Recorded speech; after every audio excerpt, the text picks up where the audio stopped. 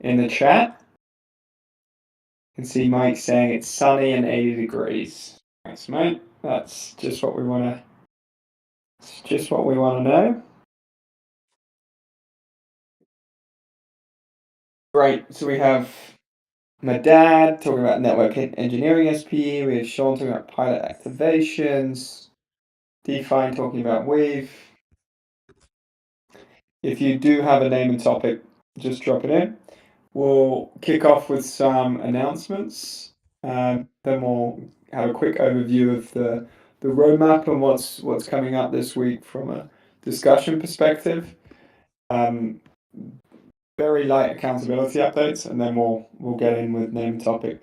I am going to be a bit stricter this week to try and have 5 minutes max of presentations, and I'm going to do a little timer with a firmer warning than usual on that front.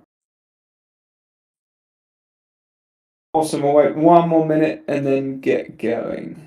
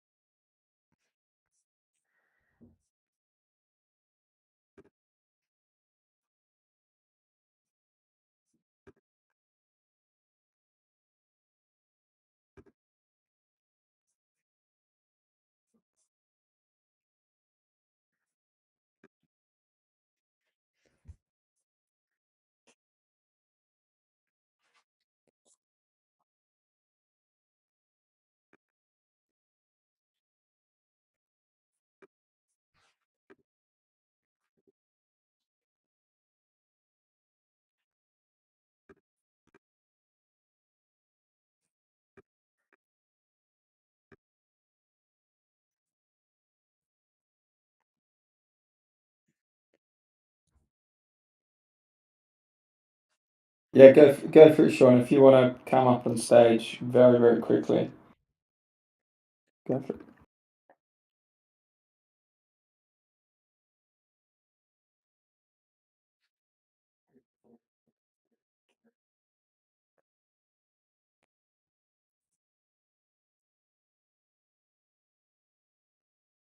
Want to quickly test? If you are testing, we can't see anything, Sean.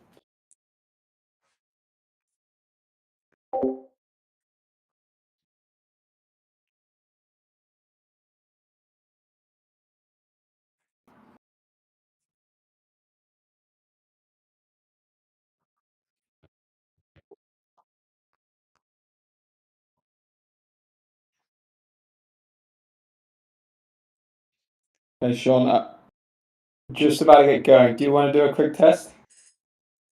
Or are you alright to wait? Okay, let's get going. Oh, there we go. Okay, great. Yeah, we can see your screen.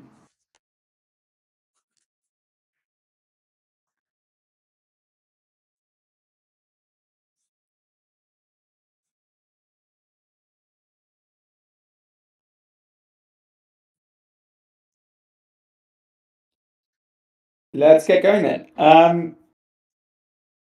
Share my screen. Beautiful. My dad, can you confirm you can see my screen? Yes, go for it. Great, fantastic. Well, welcome everyone. Thanks for joining. I think everyone in the room knows me, so I'm not going to introduce myself. Yeah, welcome to Watercooler. So this week we had a number of announcements that everyone should be aware of. So firstly, retroactive grants are going live this week from the Network Engineering SPE. My dad is going to talk a little bit more about that in a minute. The Explorer RFP also just got posted on the forum to audit the delegator UX. I think Rick is going to be talking about that. If not, maybe Brad, myself, my dad will give a quick update. We have just a follow on from last week. I've been spying on music.daydream.live, and I'm very sorry, Chris and Doug, if this is not super public right now, but it's definitely worth having a play with, and hopefully giving feedback. Maybe Chris, you can give a quick update on the, or Doug, you can give a quick update on that. Fourth, we have the roadmap session on Thursday on the Shifting While the Orchestrator. Doug is going to give a quick overview, a whistle stop tour of what that session's about. Yeah, basically, the shift is from primarily transcoding to real time video AI jobs and AI jobs in general. Thinking about the needs of the demand side and how that can be matched by the supply side. So, Doug's going to talk a bit about that. And then John is going live with the Payment Clearinghouse SP pre proposal later this week. And there will also be a roadmap session on Thursday. Um, that just seen Doug's message. Okay, great. If yeah, maybe if you know about music tech, then give some feedback. Um, and yeah, John will be giving a quick update. I can see here, so that's exciting. Cool. Let's get into it. So, suggestions pipeline. What moved over the past week? We do have a number of things that are waiting in the wings, ready to be submitted. There's a number of internal conversations happening with Foundation and key core contributors within the community. So next week, that suggestion column should be filled in a bit more. But we do have a number of community discussions. So John's done some great work on the payment clearinghouse. That's now coming to a second community feedback session. So that's going to be on Thursday. And Doug also will be talking about the shifting role of the orchestrator, as I just mentioned, on Thursday. And there is an event live on Discord, which I'll be sharing in a little bit. There was also a discussion on the pipeline SDK last week. Long story short, the problem was validated, but it very much exists within a broader problem space. And what we're trying to do right now is trying to get the scope right for a team or a group or an individual contributor with an army of agents to take on that specific RFP around pipeline SDK, around client SDK, around runtime. And there's a number of other problems that were brought up during that 90-minute discussion. So really good discussion, one that will definitely be parked and then give birth to a number of new roadmap suggestions. And then from the roadmap itself, looking at the accountability updates. So the network engineering SP is launching first RFP and retroactive grants. I'm rushing through this because my dad is going to give a longer update up first. And then, we have the Explorer Delegated UX RFP live. And applications are live for the next week. But again, my dad is going to go into more detail. So without further ado, I'm going to stop sharing my screen. And then I think my dad, you were the first name and topic. Just a reminder for everyone, 5 minutes presenting. And then we'll try and keep feedback to or discussion to like 5 to 10 minutes, depending on how it gets people going. Awesome. Medad, take it away. Okay, thank you very much.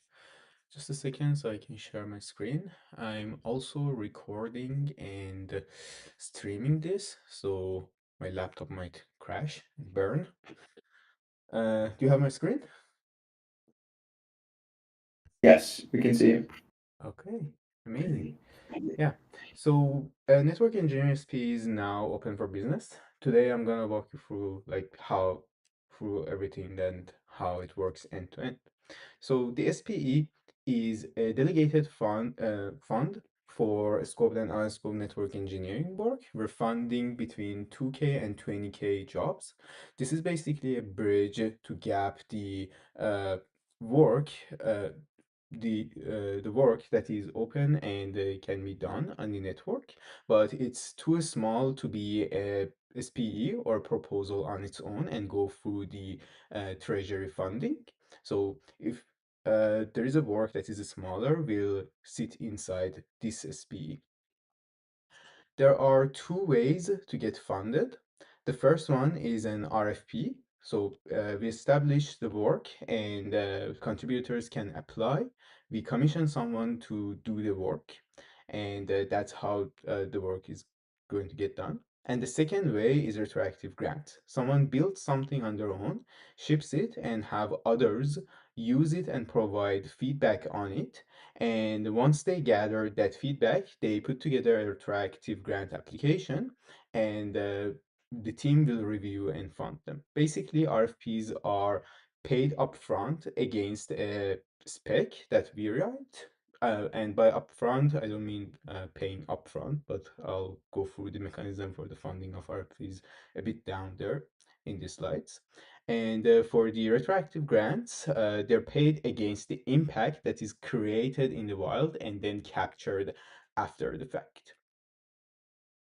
The RFPs are budgeted between 2 to 20K, but retroactive grants are capped at 5K maximum. So the scope for both tracks are the following. Uh, Either it's going to be from 5-minute API, which is work that is uh, contributes to shortening the time to integrate, like SDKs, BYOC container, tooling, payments, authentication infra, and agenting work. Or it's governance and observability, which is work that helps network become more legible and governable, like dashboards, explorer improvements, data pipelines, and observability. Or tooling and infrastructure, which is work to help network scale and be reliable, like containerization, orchestrator tooling, runtime improvements, and contributions to go live peer. If a submission doesn't sit in these areas, then it's not a good fit for the network engineering SPE. There is also a board that we put together. I'll put all of the links together and post it after the presentation. In this board, you can find small chunks of work and bounties that are across the system. We're gonna gather them all and put them inside here. The compensation for them is going to be retroactive. And also we're going to add builder ideas that you can get inspired from and build from them to create that retroactive impact. Yeah. So diving into the mechanism of each one, starting with the RFP, the way that it works is that we're going to post the RFP publicly on the forum through the mechanism that we had before. The RFPs are going to have the problem clearly outlined, the definition of done, the budget ceiling, and the evaluation criteria. Applications are going to be open for 7 days on the same thread. Once applicants posted all of their applications, we're going to do an AI pre-screening to make sure that they match the scope, the application is complete, and ensure that it's compliant with the uh, items that we're looking to get inside that RFP, and then the team will review. And we're going to publish all of the reviews, the review rationales publicly for everyone to see. And once we've picked someone, like one of the applicants, we're going to send them an agreement. And after that, the work begins. As I mentioned, the work is going to be done within the forum. So all of the RFPs will go in there, all of the updates will go in there, and all of the applications will happen inside the same forum post that we had as before. The funding mechanism for RFPs is going to be 25% on the signing. So the moment they start, they get 25%. Then 50% on delivery, which is subjected to the approval of the reviewers. And finally, 25% on the delivery of the retrospective. And the payment is going to be in LPT, which is going to be, we're going to be using a 30-day rolling average of the price based on the time that the submission was posted. So we are also asking contributors to do these following three things as they are going through the RFP. The first one is monthly updates, as we had it before. Monthly updates go to the forum under the same forum post as their RFP. We are also required to have a GitHub milestone page, which is basically all of the issues that they are working on. They can connect it to a milestone so it's visible for the community. And also we're asking for the retrospective. And the retrospective is going to be tied to that 25%. So we're asking everyone to do an engagement with the community and drive the adoption. And we're not expecting them to drive the adoption for the work, but we do expect them to engage the community, talk to the users, run surveys, or track activity in the way that they are comfortable with, and write the findings in a retrospective to cover what was built, who was engaged, and how this work is being leveraged. And that's how they're going to receive the final 25%. The second track is the retroactive grants. Quick time check. Oh, My yeah, dad, maybe I'm like gonna, a minute. yeah, sure. So the work is going to be done first, and then they're going to apply. The way for it is that someone is going to submit their work to the forum once it's done. Then they have to get one identifiable member from the community to attest to their work. And this attestation shouldn't be just a thumbs up. They should be leveraging that work and actually using it. So they're to speak to it. And after that, we do a pre-screening, and then the review team will review it, and the decision will be published. Again, for the retroactive grants, it also goes to the forum. There is a new category for it, and you can create a new post inside the forum. Any questions and any decisions will be posted inside the same forum post. I'm gonna skip this one, which is a overview of the previous slides. And if you have any questions, please reach out to us. For retroactive grants, reach out to Jason or Ernest Node. For RFPs, reach out to Brad. And if you have any questions regarding the operation, please reach out to me. Thank you very much.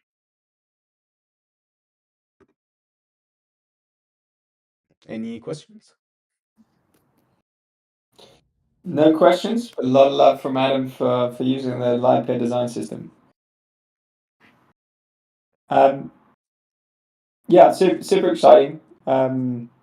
Maybe a question for the retroactive grants. Obviously, this is somewhat planted. Um, how what sort of time frame, or another question, what's the best way to validate ideas for potential retroactive grants before coming? Obviously, they should be retroactive. The impact should be there. But if someone is like, "Hey, I want to move forward with this initiative. I think it will take 3 or 4 weeks to build, but it will have a big impact." What's the best way to go about that process? So I suggest to anyone that wants to do this to do two things. One is reach out to Jason and just have a conversation on what you want to build and why do you think it's going to be impactful. And apart from that, have an open conversation in the lounge about it with some of the other community members to make sure that what you are building is actually going to satisfy something, a need in the community, because in the end you need others to adapt to your work, and also you need them to come in and attest to your impact and uh, show how they have adapted your work. So it's best to communicate it with others and also with Jason. Make sure that you are on the correct path before investing a lot of time into it. Awesome. Yeah, I think it's really important to not presume that just because you build something that it will necessarily be funded retroactively. You should go through a scoping process as well and really think it from an impact perspective. Jason, I'm not sure whether you can hear, but if you can, do you want to come up on stage? Maybe just, I think everyone here knows you, but just give a quick. Oh, okay. All right. No problem. No problem. Just see your message. My dad, do you want to say anything to close? No, I think that's it. If you have any questions, please reach out to us. And yeah, looking forward to see your application. Awesome. Thanks so much for the clarity, and yeah, we'll be presenting a lot more over the coming weeks on updates as well. Cool. I think next up we have Sean. You want to come up on stage?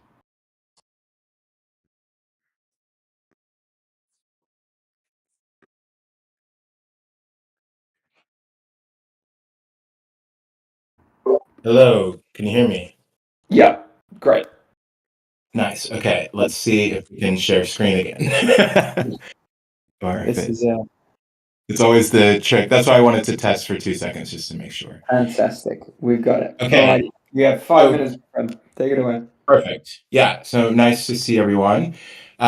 Basically, what I want to share about, I think as everyone knows, we've been working on infrastructure for live entertainment across a couple different parts of the vertical, and actually have like two really exciting opportunities that we've been basically building out on top of the live infrastructure. So the goal of this, I think I talked a bit with Daydream and some of the team members here.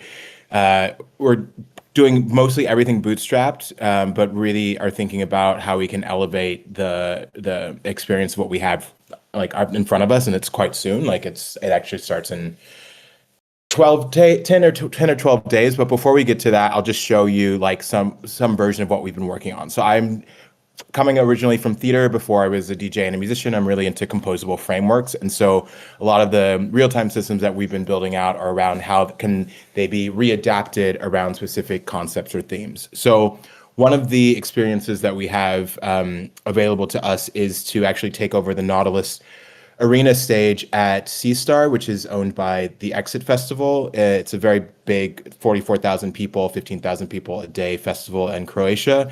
So some of the acts playing are like Exhibit, if you remember him from Pimp My Ride, but also Boris Brejcha and Kiki and all of this. So it's on the Istrian coast, which is like Italy, Slovenia, and Croatia next to each other. And so we wanted to make something really bespoke to that specific area. So the idea is this Adriatic mirror. And so you can kind of see in like the start session how you have different modes around myths, the land, because it's around the Venetian Sea, and there's like the Terra Magica. So there's all of these like abilities to really dive into the lore. And so there's two modes in what we built. Basically, there's live capture. So you have the ability, I just have like a quick Elgato cam like on the side of me, so it's not great right now. But you have live capture, and then you also have abstract mode, which is a bit more, just sort of figures and things like this. But what's really interesting about how it works is, of course, you can build this anywhere, but there's a remote, so you have like a QR, which you can then scan with like another device, like a phone, and then you have a remote to control everything from your phone. So like you can actually then have this in full screen. There's also like logos that can be added and then toggled on and off. And so now I have it on my phone, just doing some basic stuff. And then let me see really quickly if I can show you the not the mode here, but what I want to say, the abstract. But quickly, I'll just show you something in the Venetian scene because it's also really cool. I could have done this from my phone, but yeah. So you have like just like a lot of different kind of figures playing out, and then see, I have 2 minutes, or I have about 2 minutes left, so I'm gonna keep going here. And then I'll just show you quickly, like in the abstract mode. So I'm standing up, so you can't really see this now because I tried to put like a nicer camera for you. But you basically can shift into abstract mode, and this has this one you will need to see me. So let's see.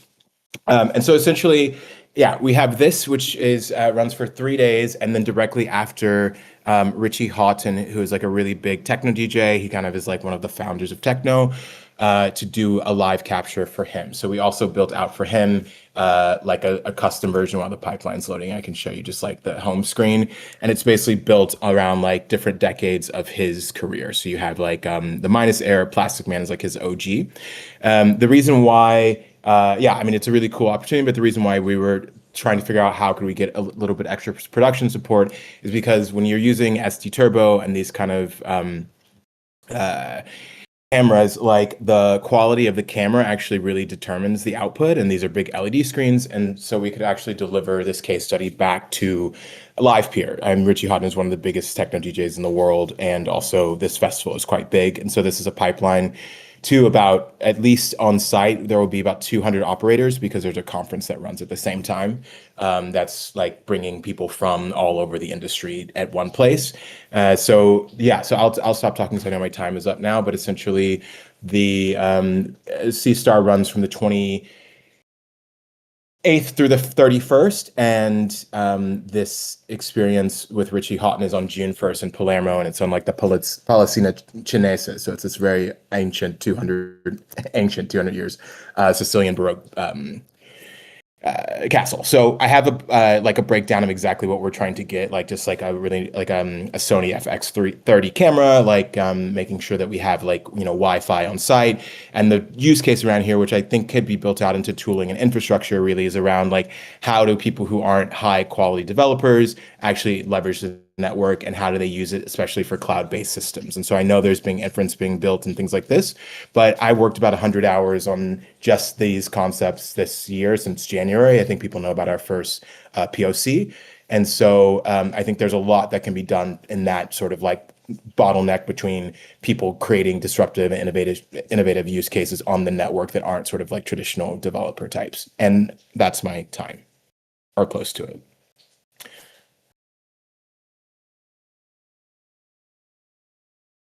Fantastic. Thank you so much, Sean. And you have me at exhibit, I must admit.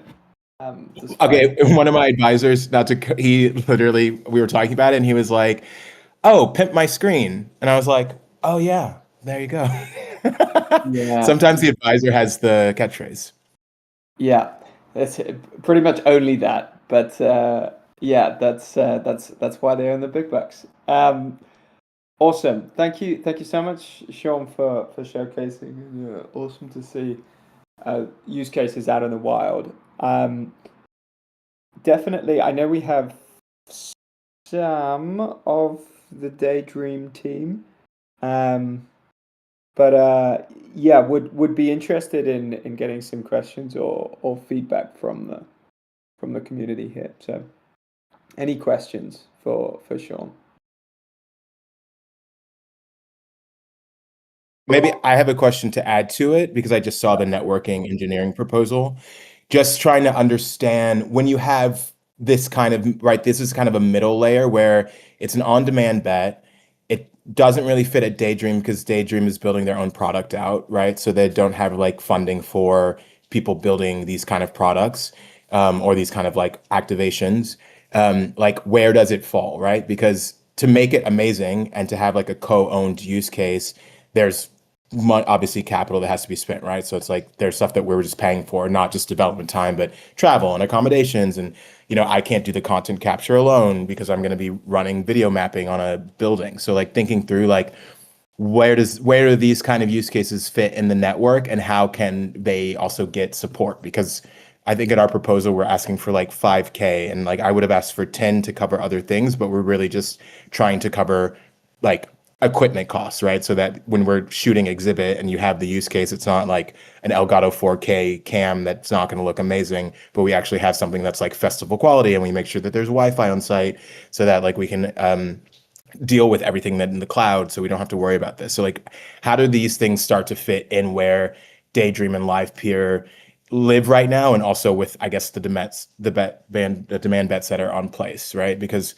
it feels like this is an amazing opportunity to do something together, but I'm also just like a member of the community. So in terms of like how decisions are made, or where funding goes or gets allocated, I think that's something I would like to know more about, especially in the mid to short term as we start to go to market in certain ways, or try to.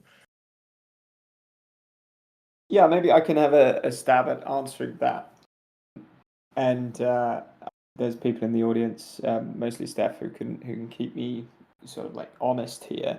As I see this, there's a sort of an engineering initiative, whether that's on the network side, on the protocol side, on the token side, which really is like focused on improving the tech, or have a major demand bet where you're building some sort of solution which is a multiplier for the network as a whole to onboard demand.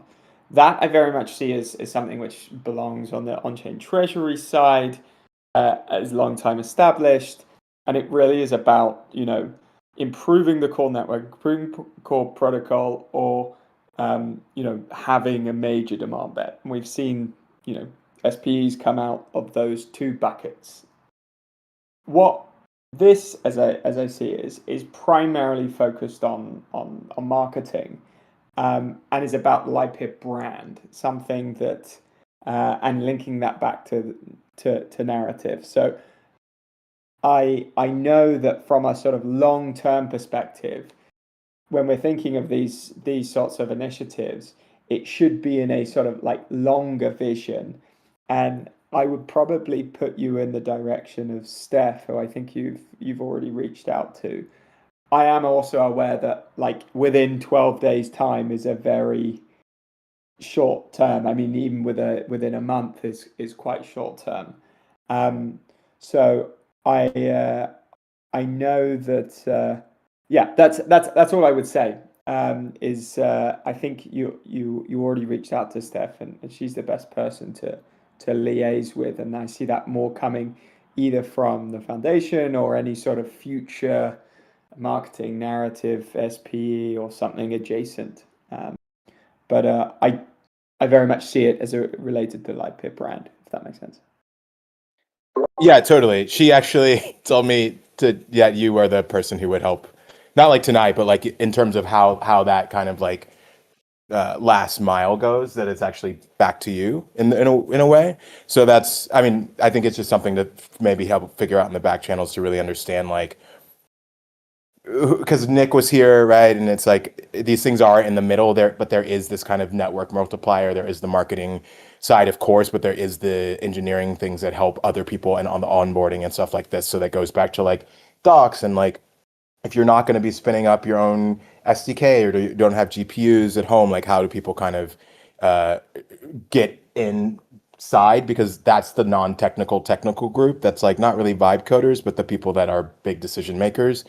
And I think being able to help them understand how they can use the network is really important, because those are the ones that then go out and innovate on top of it. So maybe we can just continue this back in the back. I originally was like reaching out with Daydream about it as well. But I think we're just in this middle moment as what we do, like where do we actually fit, or is there even like opportunity here to collaborate? I think Beyond, of course, being on the network. right now there's no funding pool available, also because of market conditions. The primary focus is to either enable demand or have sort of technical solutions which are multipliers to onboard demand. So anything that falls in the middle, it's going to be underfunded at this moment in time. It's just the nature, the cyclical nature, right? But That we makes can. sense. Sorry, just Okay. one question about that. What do you foresee as things that enable demand because if you think about being able to have the network in front of large audiences with actual people who are spending money in these kind of verticals, especially around like creative technology, and that aren't necessarily in the tinkering world, but are actually using these, like, I mean, I don't even know the number of how many festivals are this summer just in like, America alone. Like what are considered things that enable demand, or that are bets for that, other than also helping like showcase this in front of audiences that would want to be using it, and then also having this running long term over time, because you have both the case studies and then you have the opportunity that network trickles down from. Sure. So when it comes to enabling demand, this is funded by the network engineering SPE, or if it's large enough, it can be an SPE itself, and that's anything which is a sort of like network good, the equivalent of a public good for the network, non-excludable, non-murderous, and which everyone can benefit. In this case, often open source, but actually like contributing to the network as a whole. Whereas a demand bet will be more focused on a technical solution. We have a number with like Daydream as a demand bet. We have frameworks as a demand bet. We have Weave as or Embody Weave as a demand bet. We have Streamplace as a demand bet, and that is a technical solution that can onboard that has the potential to onboard demand at scale. So yeah, I think that's the easiest way of putting it, is a solution that can onboard demand fees at scale, rather than having the LivePip brand associated with a specific initiative, which would be more in the sort of brand narrative marketing category. Does that make sense? Yeah, it does. I guess I still don't see how, like, I think it still fits in the on-demand bet category, because it's a vertical that even Daydream is trying to go after, which is a massive market of experiential and music events, live entertainment. So being able to be that far in front with actual people who are at the front of the industry, that feels like a great opportunity to have demand bet, especially when the technology and the stack that's been built on top of it is something that's composable for multiple people to use over time.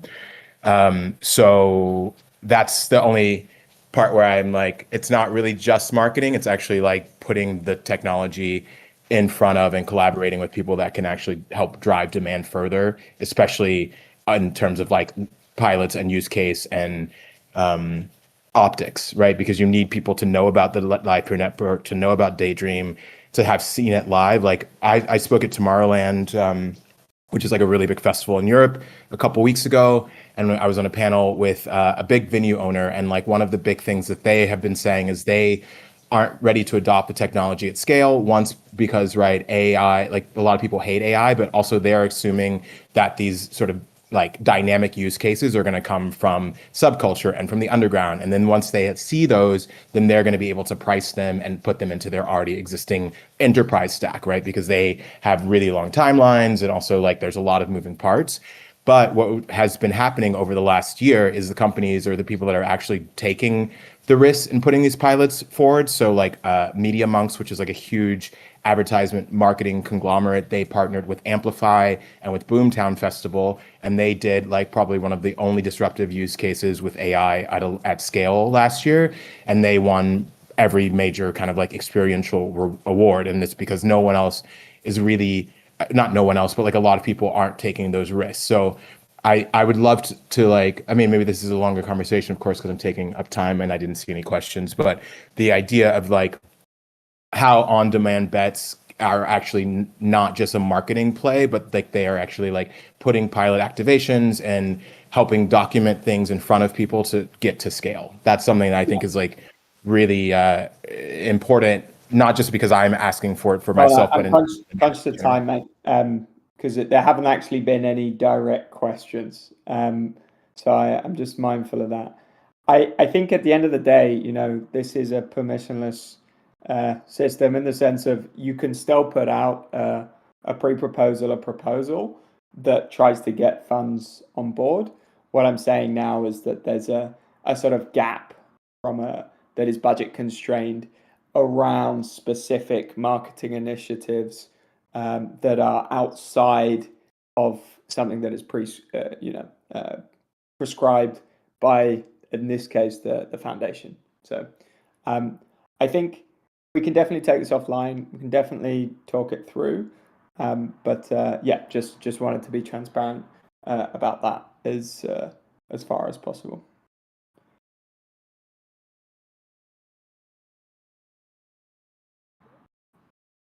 Awesome. We got Doug here saying potentially can write a few thoughts on how marketing exposure initiatives can get funded. And I know that, you know, Steph spends all day thinking about this as well. But it's a sequencing thing. It's a priority thing. So I think Steph is your best point of contact between her and I. Will be able to sort of like find a direction, the best way to go.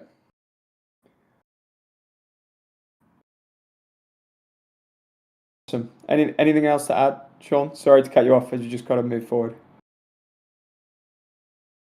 You're good. I just went silent because I know I can get, you know, I'm an artist as well, so I can get excited about the whole concept. So I just went silent, but I was listening. Awesome. Well, great to have you. And we can follow up. Take it offline. Cool. Let's move forward.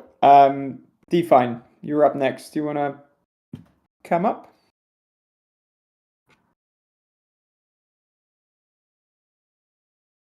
Take it Hello, away. can you hear me?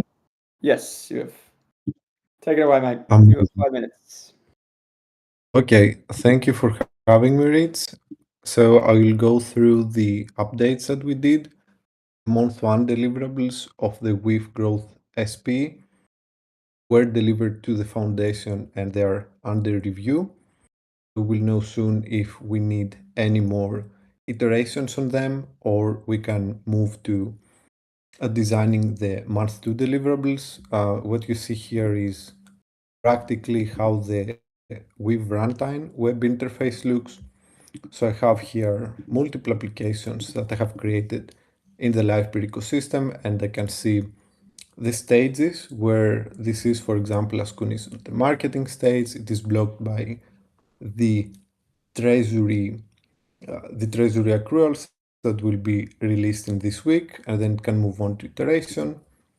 This is compute warrants, which is currently under active building. I have posted everything on the forum and this repository and is pending review. Regarding the applications of Weave, I have done some changes in Ascuno to make it more legible, more approachable by users. They do not even need to sign in. Right now, they can get a token if they look at the skill or if they look at the web page. Of course, we track only external accounts and the KPIs. Another deliverable of the month one deliverables is the KPIs. So we have a public URL where we deliver all the KPIs of Weave that we think are important. We will add more, of course, as time goes. And if you have any suggestion of what KPI you want for the Wallweave project and for each of the products individually, you can just reach out to us and we will make sure to add it. For example, you can see here the registered users, the active users, how the active users are defined. And this is also the other application that I'm doing, which I presented to you in the previous water cooler. Now, a lot of things changed because it's basically a compute marketplace that will work pretty places, but this one will give to the client everything in the sense that you could sell your compute tokens to some other users. You can use them for very long time without punishment.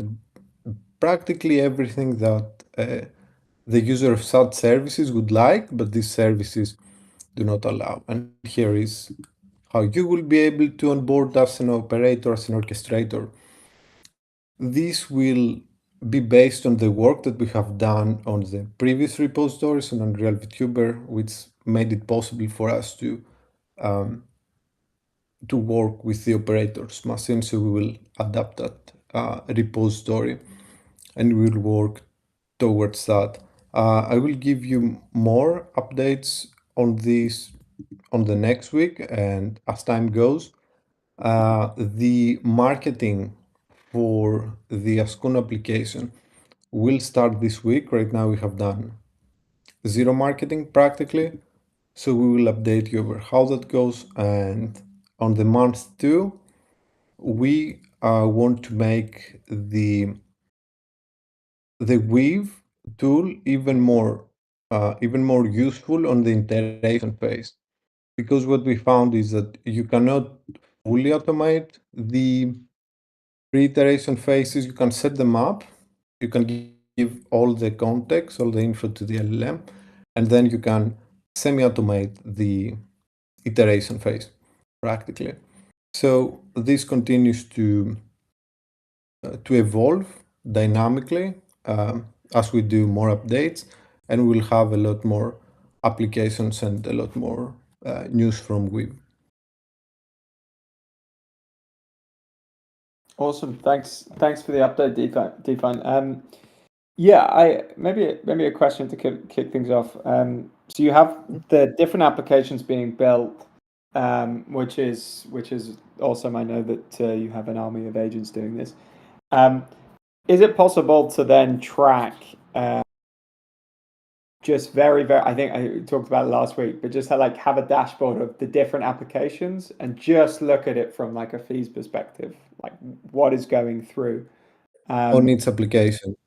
Yeah, exactly. Just like a one-page visual or like a real-time visual, not a one-page visual, like a one-screen visual of the different applications that get added and just see, the demand that is going through. Yes, absolutely. So on the KPIs URL, which I gave above, I will send it again through the channel. You are able to see these KPIs, but you are not able to go app by app because right now we have only one app.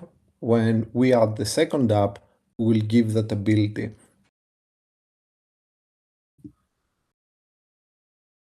Awesome. Yeah.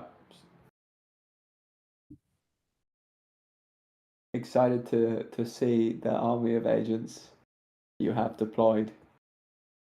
Yeah, thank you. We hope to release more applications with better quality faster. The first one went a bit slow, but once you start snowballing with context and with iteration on iteration on the execution, like we believe it can have way more applications. So we're able to test them and assess them quickly. And just a comment, if an application doesn't really do much in the first 1 or 2 months, then we consider that the Weave runtime will deal with other applications and will deprioritize that application. So if something doesn't work, it will be handled that way. Awesome. We got a question from Adam here. Really like how the Weave proposal addresses the LPT utility gap. Curious how you're thinking about implementing Slash and who determines an SLA breach and how. Yes. So the collateralization is a tricky part. When we were thinking about collateralization, we decided that the best solution is practically to no collateralization, if that is possible, and no slashing. So if you can have node to deal with the blockchain layer for the MVP phase, so no tokens, no collateralization, and then you have the orchestrators deploy software that monitors the ability of their host machine to be in uptime, to be in the checkbox for all the SLAs that you need for your customers, and to go back with information about what GPUs are in this system every day, and does someone try to feed me with fake GPUs numbers, so that it can get the ability to see that these operators really have these GPUs, and then just make it more of a reputational damage system, because if you are an orchestrator in the Livepeer ecosystem, you go into some terms with providing 10 GPUs in the app, in the Punch Compute application, and then you're not fulfilling your obligations. We, from our part, we will make sure that we have the funds to supply the customer what we promise them, but also that orchestrator will not be able to sell compute in the application ever again. And of course, it will be the reputational damage within the Livepeer community. So at the moment, we don't have a finalized solution, but there are different options. The ones I voiced before. So yeah, like if we can, we will avoid the collateralization. And who determines the SLA breach? and how now you can track the SLA from that software that I explained before. So we, with the Unreal VTuber, we built a really sophisticated system that was able to track SLA data to allow us to know what GPUs exist on an orchestrator, how much they're used, all this different data that we needed, and also even auto-update the system and auto-execute and execute remotely stuff on the dedicated containers for the embodied job. So all, let's say 80 to 90% of what we need for this application already exists. It just needs to be repurposed. I hope this answers the question. And for some of the breaches that the clients are able to do, we're working on an agentic solution that will act as another VM. So when you provision to the consumer your GPU, you will not provision your host machine, of course. You will not give them access to your host machine. You will give them access to a VM, a secure VM, and we will plan to have another VM with an agentic runtime that is able to not guarantee, but make sure in a large percentage that the consumer doesn't do something illegal. So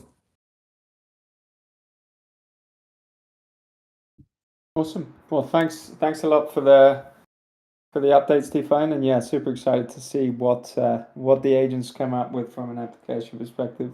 Really interesting experiment. Appreciate it. Fantastic. Let's move forward. Who do we have up next? Steph, do you want to come on up and do a update on the narrative side? Yeah, I can be brief. Hopefully be less than 5 minutes, Rich. But yeah, hi everyone, Steph here, head of narrative at the foundation. And yeah, I just wanted to give the usual little weekly beat. There's not too much exciting news for this week because we're in a bit of a downbeat while we prep for our next anchor pieces of anchor content. But I did want to say, sort of on the like product story side, Adam got our blog posts up on the website, which is exciting. We put our Masari report is up live on the site.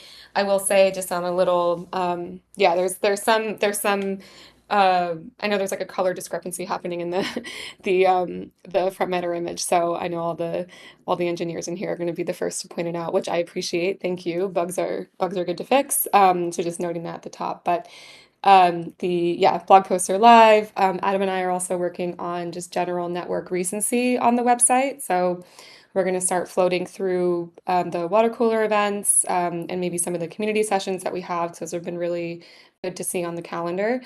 And we're also going to have an official foundation page live soon, so we can be seen as the, hopefully credible entity that we are, and also with representation of all the folks that are contributing to the network success, because that's what we're all doing here as an ecosystem. And then, yeah, Doug had mentioned this a few weeks back, just sort of talking about how we talk about network sort of volume or health, and we're going to start moving away from minutes processed on the network as our sort of like hero flagship metric to identify how healthy the network is, and we're going to be focusing more on how we can tell the story about the types of jobs that are on the network, right? Because as we know, we've got the sort of historical transcoding workloads that are being pushed through, and also sort of changing and evolving in real time in terms of demand, and then we're also bringing on these sort of new variable job types for AI inference. So we'll be doing some work there. Mike and I have already been chatting, so excited to integrate more of the data into the story that we're going to tell, and hopefully that'll be reflected in our Q2 report. And then, yeah, sort of on actually on the transcoding side, and related to the content engine, and just in an effort to just kind of showcase the support that we can offer on the narrative side. Sean, I appreciate you, showing up in the DMs and figuring out how we can, showcase the activity that is on the network in a way that's aligned with our capacities and resources. So yeah, excited to figure out how we tell that story. And another story that we're working on as well is, as you know, Studio is going to be sunsetting their service and is transitioning over to Frameworks and Marco. Super excited about this transition. It's a big one, but yeah, you should be seeing some content come out of both the Frameworks register and also from the foundation in the next couple of weeks to support that process. But yeah, that's what I got on the narrative side, and you guys know where to find me in DMs. Otherwise, I'll see you next week here on Watercooler. Awesome. Thanks a lot, Steph, for the narrative update. Any questions?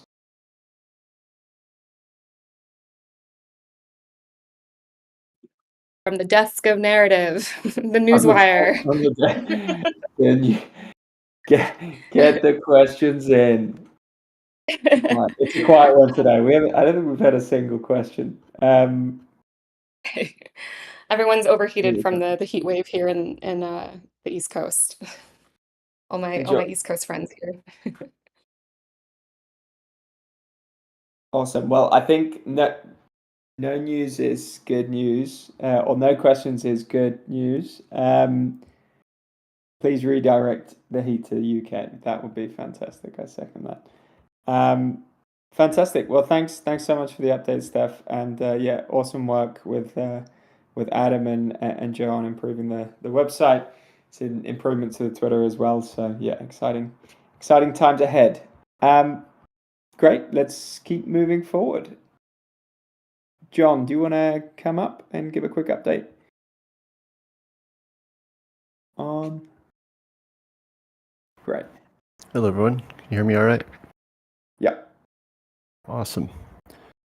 So, hey, everyone. My name is John. I'm the operator of the Elite Encoder node since 2021. As many of you know, I've been working closely over the past few months with the Cloud SB and Foundation to translate LivePair network data into actionable product insights and enable developers to build with the local gateway SDK. A key enabler of this effort is the remote signing infrastructure, which is essentially replacing the hosted media server gateway with just an Ethereum remote signing service that works with LivePair payments. This is needed for shared remote signer service and the business use cases around it. The goal of this project was to enable other platforms to build on LivePeer, and it led to the development of an application known as Payment House, which is hosted at paymenthouse.com. And it's inspired by the extensibility of the OpenID Connect standard and other competitor app builder SDKs like OpenAI's apps platform. Over the past month, I worked with Sean at LivePeer and Mike with Cloud SB to build a fully functional API integration into NAP, and also build a usage API so that Payment House can track usage volume all the way down to the exact user and the developer application and platform. So just a quick introduction. So local gateways benefit from short or long-lived API tokens and device authentication flows that enable users to track usage and billing as a platform service. The concept is powered through the identity server I mentioned earlier, and it's served as a multi-tenant service for multiple applications. So over the past week, I worked with Mike to build his LivePair modules for Blueclaw Network into Payment House and reuse the existing remote signer interface, proxy interface that we have to go ahead and actually enable Blueclaw workloads through Payment House. And this is really important because when you look at agent workflows, they're logging in with bearer tokens, they're paying with USDC, and they're doing it locally and communicating directly with the service instead of through a hosted gateway. And so that this update to the SDK as well as Payment House enables basically removes the hosted gateway from the architecture and allows plugins and IDE extensions and things that integrate directly with the LivePair network. So I'm really excited to get that developed further and integrate that with Mike. And furthermore, just want to introduce the idea of launching a payment house SPE. We had a community call a couple of months ago about discussing the scope of what this initiative would entail, like an RFP, or how many months we would go about, what the authentication flows would look like. Over the past month or so, working with Sean and Mike, as I mentioned, I've kind of built out, like I mentioned, a fully functional API and usage flow that's brandable to platforms. So I think we have a lot of that covered. The most of the scope of the project at this point is actually accepting payments and supporting both, traditional on-ramps as well as like USDC prepaid auth and clearing mechanisms. So looking to implement something like that. I have a plan I've already put forward, just working on some closed feedback right now, and plan to have that up by Thursday, so we can have a community call about it and get a pre-proposal post in the forum. Yeah, in summary, the goal is to provide industry standard examples that in a platform that allows anyone to build an application on LivePeer and target the exact, entry points to the network that are in demand today. The community call will be hosted Thursday at 12 to 1 p.m. US Eastern Time. And then I have a couple screens I can share from NAP that just kind of demonstrate what I've been talking about. If you have a moment. So this user flow, you're probably familiar with this API key flow. Daydream opens a new window. Payment House allows you to link a key in the background, so it's like a server-to-server communication. This is just one of the authentication methods that are available to platform owners. But as a platform that has their own website and so on, you would want to use this method. But you can also allow end users to do third-party device login flows, where it gives them like a CLI authentication. It says login at yourwebsite.com, and then it lets them access the service, very similar to experience with Cursor or any other IDE. And then furthermore, once you have put usage towards this account, all these API keys are linked to the same account. So we can see in usage here, which pipeline, which model, and how many requests have been sent. This does not match with 82 here due to some test data early on, but and the layout could be better here. The goal is to get this more to like US dollars or a standard fiat stablecoin to support consistent billing experience for end users. That's all I've got for today. Happy to take any questions.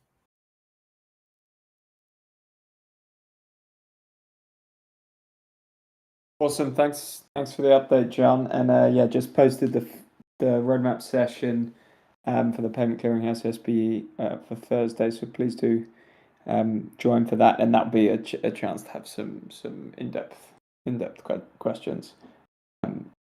Yeah, have some further presentation. Any immediate clarifying questions for John?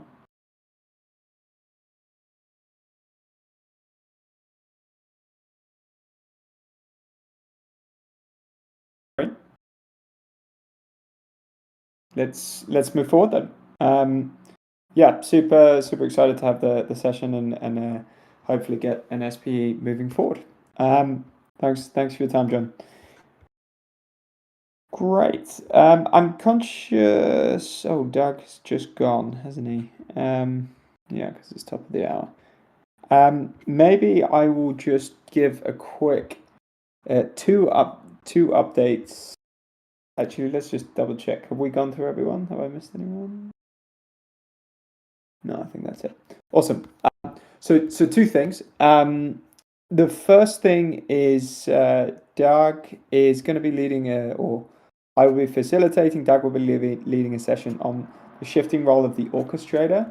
I mentioned that. I mentioned it in the introduction, and this session will largely be focused on a lot of the protocol design. Tokenomics is geared towards transcoding, and we still haven't made the full shift towards real-time video AI, even though, and when I say full shift, this is from a protocol perspective, even though a lot of orchestrators have already adapted from like an existing CapEx mindset to a sort of more scalable, flexible OpEx mindset when coming to GPU provision.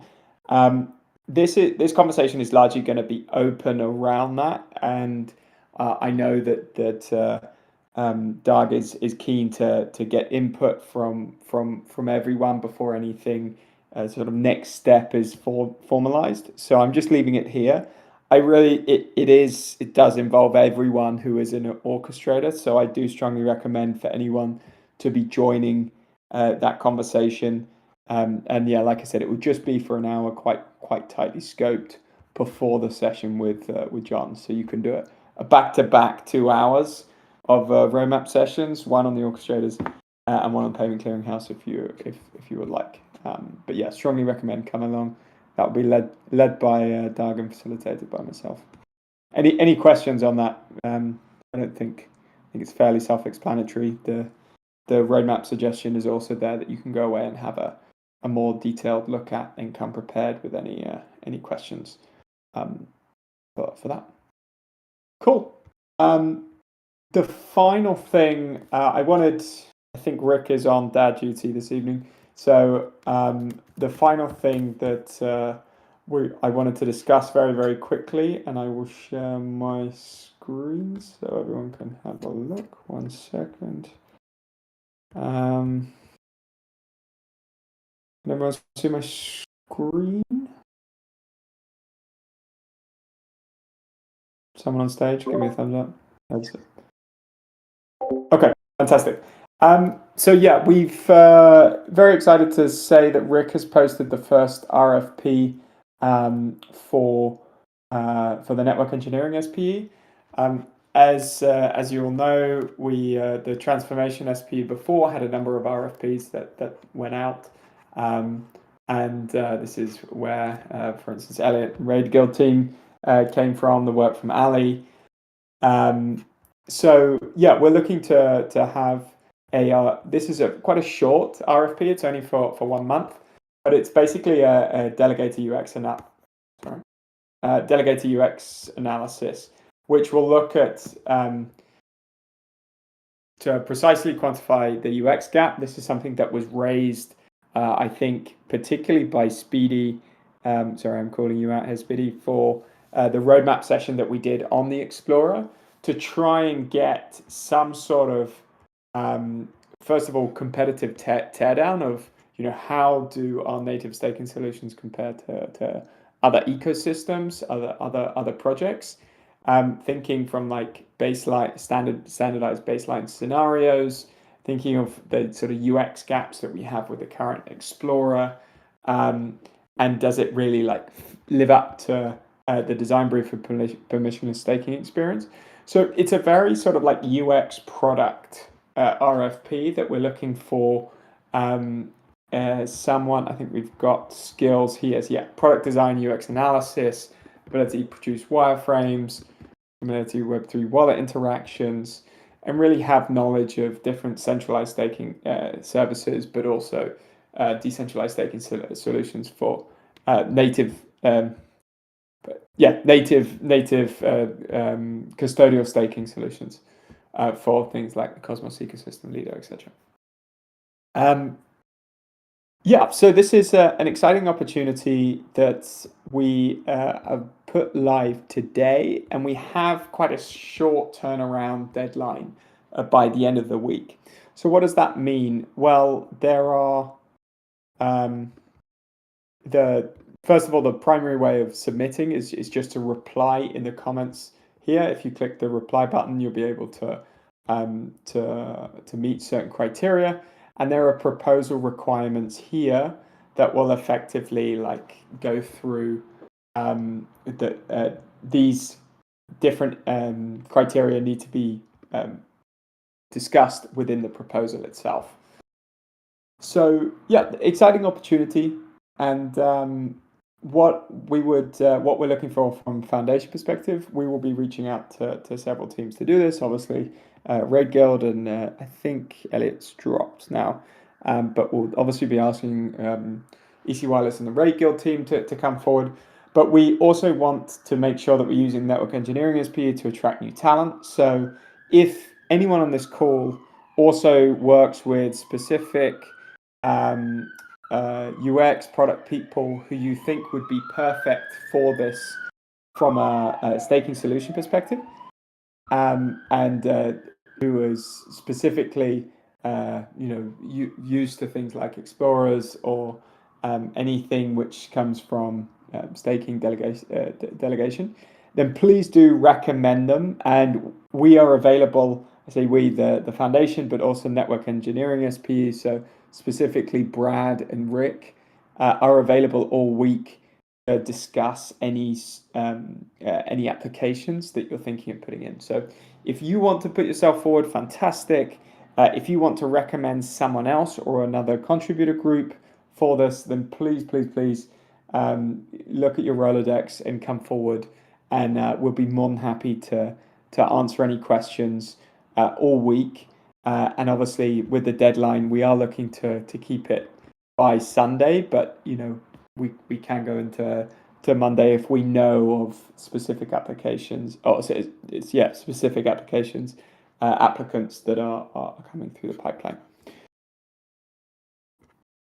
think I haven't done that too much of a disservice. I think Rick will be doing a follow-up tomorrow just to share it. But any immediate questions on the RFP itself and what we're looking for?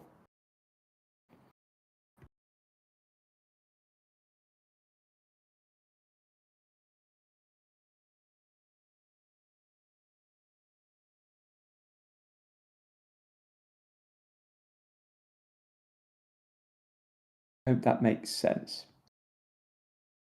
What's always in the back of my mind when there's just pure silence. Like, I hope that made sense. Fantastic. Well, super excited to get the RFP system moving again. We will have the network engineering SP will have a number of RFPs coming through the pipeline over the next couple of weeks. So excited to move forward. Great. Before we wrap up, I just wanted to do a sort of whistle-stop tour of wins of the week. Just for those of you who are new here, wins of the week is a chance to give a shout out to anyone else within the ecosystem who you think has been, done some specifically good work, or you just want to share some love with for the past week's work. So I will give John a shout out. I think your work on the payment clearinghouse, and Josh, who I think also just dropped. It's great to see, it's still going and it having a sort of new light with the SPE. Excited to see the next round of feedback on Thursday, and to see it come out into an SPE, hopefully. Anyone else? Wins of the week. It's been a quiet water cooler, so I would appreciate someone. Great.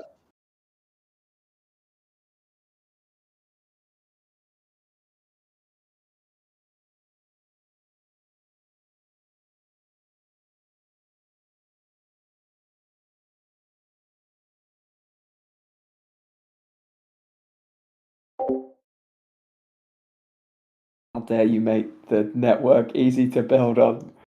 Fantastic. Super exciting. That's the ultimate validation. Anyone else? IBS, you just came up. Do you want to give a shout out? Hi everyone. So I want to give a shout out to Steph and the marketing team. I think their work actually contributed to part of how I discovered Life Bear. I mean, especially on Twitter, so on X. So I want to give a shout out to them, and also Blue Claw. I was able to check out Blue Claw. I think some days ago after the Python SDK call that we had. So I was able to check that then. I think you guys are doing amazing stuff. Though I am looking forward to testing it out this week. So I just want to give a shout out to you guys as well.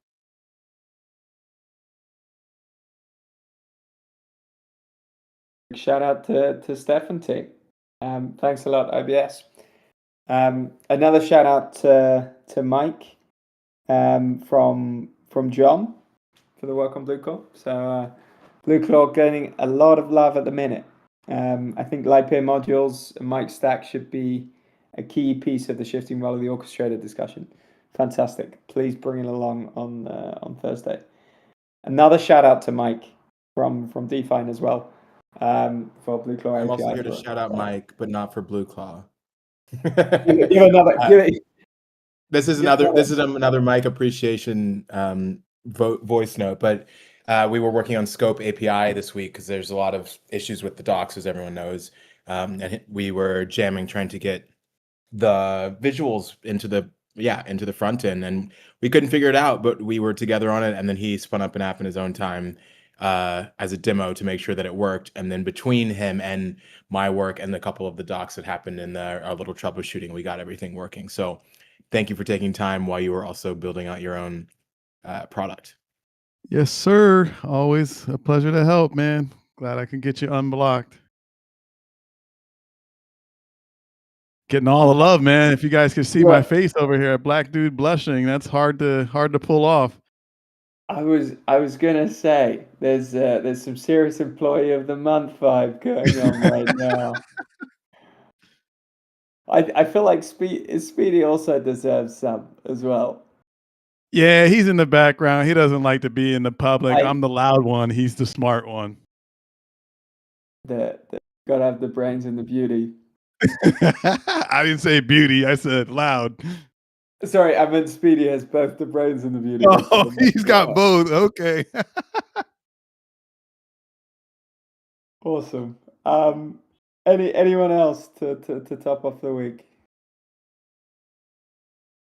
I can always, shout out to the usual suspects: Rick, John, Define, Merdad, you, Rich, always pushing and fighting for the protocol. So I think Steph's in the same category. So again, you guys always keep it going. It's one of those hard jobs. No, unsung heroes, but you guys keep it going, man. We need everyone pushing forward. Appreciate it. And I think it is that we're deep in bear market at the minute. So appreciate to everyone who keeps turning up to Watercoolers, keeps participating, keeps building. Yeah, it's deep bear market territory right now. So if you're here, you deserve what comes in the future. That's why we're building apps, man. Build while you're in the bear. We'll come out, roaring. Oh my God, Speedy Bird. This is great. All right. Let's end it there. Thanks everyone for joining. See you next week. Have a good one. Take it easy, everyone. Bye.